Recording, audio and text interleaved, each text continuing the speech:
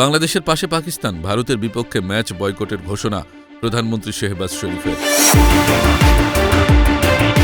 বাংলাদেশের প্রতি সংহতি জানিয়ে ভারতের বিপক্ষে নির্ধারিত ম্যাচ বয়কটের ঘোষণা দিয়েছেন পাকিস্তানের প্রধানমন্ত্রী শেহবাজ শরীফ। আন্তর্জাতিক অঙ্গনে এই ঘোষণাকে দক্ষিণ এশিয়ায় ক্রিকেট অঙ্গনে একটি তাৎপর্যপূর্ণ রাজনৈতিক বার্তা হিসেবে দেখছেন বিশ্লেষকরা। পাকিস্তানের প্রধানমন্ত্রী কার্যালয় থেকে দেওয়া এক বিবৃতিতে বলা হয়, বাংলাদেশের সঙ্গে সাম্প্রতিক ঘটনা প্রবাহে যে আচরণ ও সিদ্ধান্ত নেওয়া হয়েছে তা ন্যায়সঙ্গত নয়। এর প্রতিবাদ হিসেবে ভারতের বিপক্ষে নির্ধারিত ম্যাচে অংশ না নেওয়ার সিদ্ধান্ত নিয়েছে পাকিস্তান। শেহবাজ শরীফ বলেন, খেলাধুলা শান্তি ও সৌহার্দ্যের প্রতীক হওয়া উচিত, কিন্তু যখন রাজনীতি ও অন্যায় আচরণ ক্রীড়াঙ্গনকে প্রভাবিত করে তখন প্রতিবাদ জানানোর দায়িত্ব। পাকিস্তান সরকারের এই সিদ্ধান্তকে বাংলাদেশের প্রতি কূটনৈতিক সমর্থন হিসেবে দেখা হচ্ছে। দেশটির ক্রীড়া মন্ত্রণালয় জানিয়েছে, আন্তর্জাতিক নিয়ম মেনেই তারা নিজেদের অবস্থান জানাবে সংশ্লিষ্ট কর্তৃপক্ষকে।